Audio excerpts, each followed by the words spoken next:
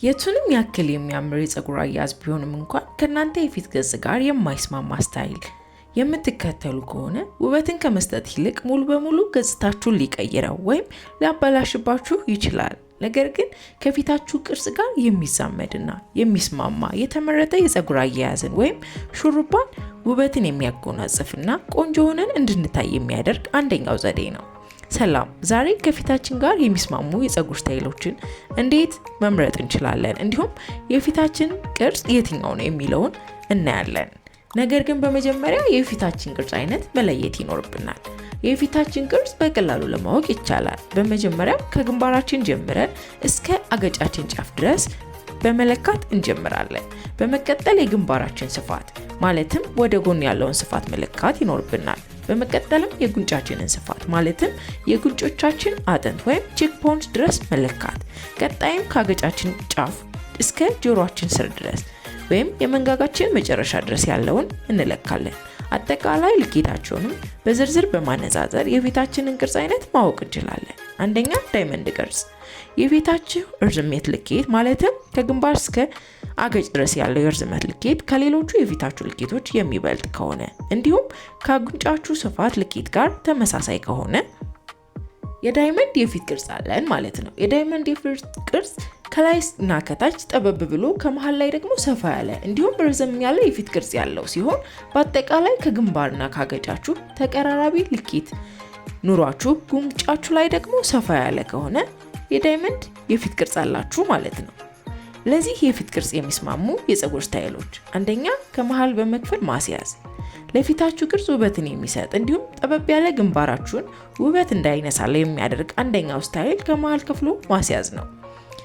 ሲልክ ፖኒቴል ወይም ወደ ላይ ከፍ ያሉ አድርጎ በማስያዝ የሚያምሩብን አያያዞች ናቸው። ሁለተኛ፣ በተመሳሳይ ከመሃል የተከፈለ ዌቭ፣ ቮሊዩም ያለው ወይም በዛ ያለ ዌቭ እንዲሁም መሃል ለመሃል የተከፈለ የዌቭ የፀጉር አያያዝ ለዳይመንድ ቅርጽ የፊት ስታይል ርዘም ያለና ሰፋ ያለ ገጽታን በመስጠት ውበትን ያላብሳል። ሶስተኛ፣ ፀጉርን ወደ ላይ ማስያዝ። መሃል ላይ መክፈል የግድ አይደለም። ሙሉ ፀጉርን ወደ ላይ በመሸከፍ የፀጉርን ጫፍ በምትፈልጉት መልኩ ስታይል ማድረግም ይቻላል። አራተኛ፣ ሹሩባዎች። ለሀበሻ ፀጉር ተስማሚ ውበትን የሚሰጡ የለመድናቸው ሹሩባዎች ብዙ ጊዜ ጠባብ ግንባር ያላቸው ሴቶች ላይ የሚያምር ገጽታን ይፈጥራሉ። ጠባብ ግንባር ካለን ወይም የዳይመንድ ቅርጽ የፊት ቅርጽ ካለን የምንሰራቸው ሹሩባዎች ወደ ታች የወረዱ ወይም ፊትን የማይሸፍኑ መሆን አለባቸው። አምስተኛ፣ ፍሪዝ ወይም ከርል። ፊታችሁ ወይም ግንባራችሁ በማይሸፍን መልኩ በከርል መዘነጥ ይቻላል። ሀፍ ሲልክ ሀፍ ከርል ወይም ከፊት ላይ ሄር ባንድን በማድረግ ግንባራችን በፀጉር ከርላችን እንዳይሸፈን ማድረግ ይኖርብናል። በተለይም በሻሽና በፀጉር ማስያዣዎች ከኋላው በዛ ያለ ከርል ያለው አያያዝ ለዳይመንድ የፊት ቅርጽ ተስማሚና የሚያምር ነው። በተጨማሪም ሀፍ ወይም እስከ ትከሻ የሚደርሱ መሃል ላይ የሚከፈሉ የከርል የፀጉር አያያዞች የሚያምሩብን ሲሆን በተለየ መልኩ እስከ ትከሻ የሚሆን ከርል ለፊታችን ስፋትን በመስጠት ውበትን ይጨምርልናል። ከዚህም በተጨማሪ ለዳይመንድ የፊት ቅርጽ እጅጉን ውበት የሚጨምሩና ውበትን የሚሰጡ የፀጉር ቁርጦችን መከተል ይቻላል። ከረጅም የፀጉር የተሻለ ሊያምርብንም የሚችል አጠር ያለና ብዛት ያለው የፀጉር ቁርጥ ናቸው። ሁለተኛ፣ ሞላላ ወይም ኦቫል የፊት ቅርጽ።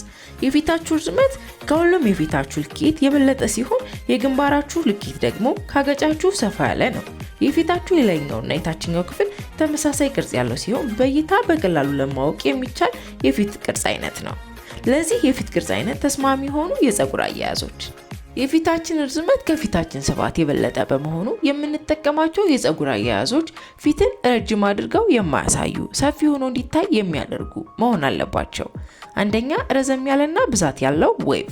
ፀጉራችሁን ዌቭ የምትሰሩ ወይም ዌቭ ሄር ስታይል የምታዘወትሩ ከሆነ የግድ ብዛት ያለው ወይም ደረጃ ያለው መሆን አለበት። በዚህ መልኩ የፊታችሁን ርዝመት የተጋነነ ሆኖ እንዳይታይ ለማድረግ እንችላለን።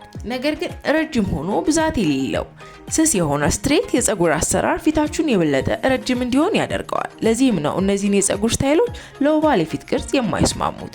የምትሰሩት ዌቭ ወይም ፀጉራችሁ አጭርም ቢሆን እንኳን ብዛት ያለው ዌቭ ከተሰራችሁ ውበትን የሚሰጣችሁ ይሆናል። ሁለተኛ፣ አፍሮ ወይም ፍሪዝ እና ከርል። ለኦቫል ፊት ተስማሚ ከሆኑ የፀጉር ስታይሎች መካከል ዋነኛው አፍሮና ከርል የፀጉር ስታይሎች ናቸው።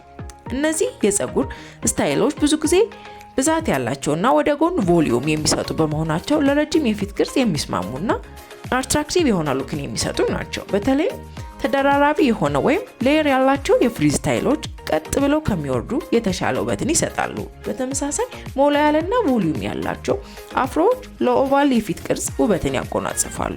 ሶስተኛ ሹሩባ ቀጭን ከሆኑና ፊታችንን ፍጥጥ ከሚያደርጉ ሹሩባዎች ይልቅ ወፍራም የሆኑና ቮሊዩም ያላቸው የፊት ርዝመትን ተጋኖ እንዲታይ የማያደርጉ ሹሩባዎችን መሰራት። ወደ ኋላ ስብስብ ወይም ሙጥጥ ተደርጎ የሚሰሩ ሹሩባዎች ልክ እንደ ፀጉር አያያዝ ሁሉ ፊትን የበለጠ ረጅም ሆኖ እንዲታይ ሊያደርጉብን ይችላሉ። በምስሉ ላይ እንደምታዩት ከጎናቸው ውፍረት ያላቸው ጥብቅ ያላሉና ለላ ተደርገው የተሰሩ ሹሩባዎች ከኦቫል የፊት ቅርጽ ጋር ተስማሚ ናቸው። ሀፍ ብቻ የሆኑ ሹሩባዎችም ብዛት ካላቸው ከርሎች ጋር ሲጣመሩ ለዚህ የፊት ቅርጽ ተስማሚ ናቸው። አራተኛ ሀፍ አፕ ሀፍ ዳውን። ይህ ማለት መጀመሪያ እንደነገርኳችሁ ልጥፍ ያለ ወይም ሲልክ ፖኒቴል ለዚህ የፊት አይነት ብዙ የሚስማማ አይደለም። ነገር ግን ከፊቱ ወደ ላይ ተሸክፎ ከኋላው ብዙ ሆኖ ወደ ታች የተለቀቀ አያያዝ የሚያምር ሉክንና አትራክቲቭ የሚያደርገን ይሆናል። ለዚህም ሀፍ አፕ እና ሀፍ ዳውን የሚመከር ነው። አምስተኛ ከጎን መክፈል።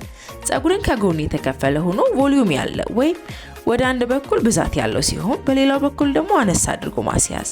ሲልክ ፖኒቴል ለማስያዝ የምትፈልጉ ከሆነ ደግሞ እንደ ሜሲ ባን አይነት አያያዞችን ከፊት የተወሰኑ ፀጉሮችን በማውጣት የፊት ገጽታን የሚያሳምሩልን ይሆናል። በተጨማሪም ወደ ጎን ሰፊ የሆኑ አጭር ቁርጦችን፣ ባንግስ እንዲሁም ቮሊዩም ያላቸው ደረጃ ቁርጦችን አትራክቲቭ ሉክን የሚሰጡ ናቸው። ሶስተኛ የልብ ቅርጽ አይነት የፊት ቅርጽ።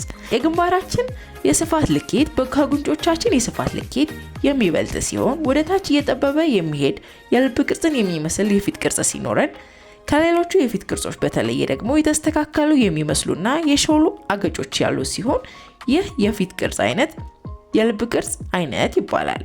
ወደ ታች ጠበብ የሚል የፊት ቅርጽ ማለት ነው።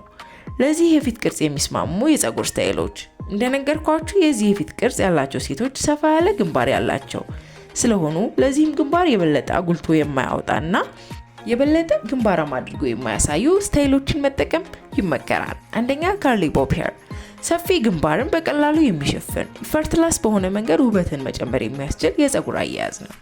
ሁለተኛ ዌቭ፣ ከግማሽ በኋላ የሚጀምር የዌቭ ፓተርን ያላቸው ስታይሎች ማለትም ከላይ ቀጥ ብለው ወርደው ከአገጭ ጀምሮ ደግሞ ዌቫቸው የሚጀምር ስታይሎች ለልብ ቅርጽ የፊት አይነት የሚስማሙ ናቸው። ሶስተኛ አፍሮ፣ ፍሪዝ እና ከርል፣ ሰፊ የሆነ ግንባር ካላችሁ በእጅጉ ውበትን የሚሰጥ ስታይል አንደኛው ወደ ግንባራችን የወረዱ ቮሊዩም ያላቸው ከርሎች ዋነኞቹ ናቸው።